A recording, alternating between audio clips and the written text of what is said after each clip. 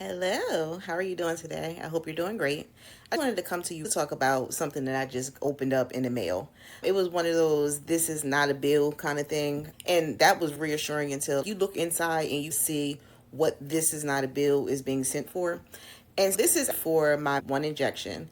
For March of 2026, this medicine costs $9,448.77.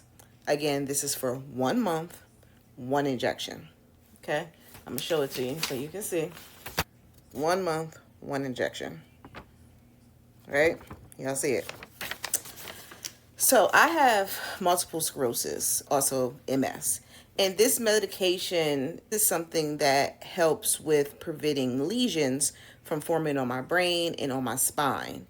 Without this medication, I risk actually having like more damage, more disability, more like loss than what I already encounter and go through now.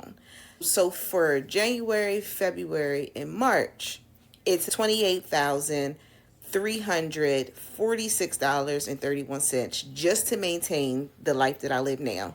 This doesn't help me get better. This is just so that I don't get worse. A lot of people don't talk about when having a disability. The cost of that disability isn't just the physical form, it's also financial. This is money, like almost 30 grand for 3 months. And this is just crazy. So when I did some calculations and stuff, that means that my medicine will cost over $113,000 in the year of 2026. This is more than what most people earn. Again, one medication, one condition. But there are copays, visits to my doctors, neurologist, cardiologist, MRIs because I have to get brain scans. I have a walker, I have a cane, and this goes on and on. And this system really isn't built for us because I have all of these issues, and now you want me to pay like it's $100,000 for me to just stay how I am now. This is my reality. And this is a reality for millions of people who are living with chronic illness or disability in America. We have to navigate through insurances, denials, social security, the fear of if I got new coverage, what is going to change? Can I still go to all of my doctors that I had before? These are fears and these are things that people with disabilities we have to endure. And this is just to make sure that we stay healthy.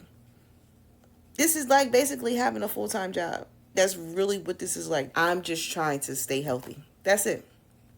To be honest, I feel like I'm one of those lucky ones because I do have and I do understand a lot of the resources that are available out there. It's expensive to have a disability, and most people don't even understand the financial burden that is ongoing. Often that's invisible to people who are out here making these policies and these decisions for our lives. Like, these people don't understand what it's like to have multiple sclerosis or any type of chronic illness or disease. Like, I see you. I understand that this is hard. I understand that we're not alone. But the people who are making these rules and giving us these prices, do you see us?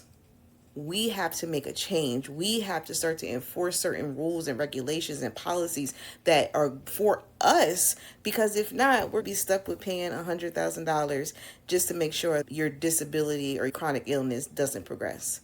Getting this bill, it just made me, or sorry, it's not a bill because this is not a bill, but getting this just made me emotional because if I don't take this medicine, there's a possibility that I could progress and I could be further disabled. And lawmakers and pharmaceutical companies, they don't see that. So it's like we have to take that power back.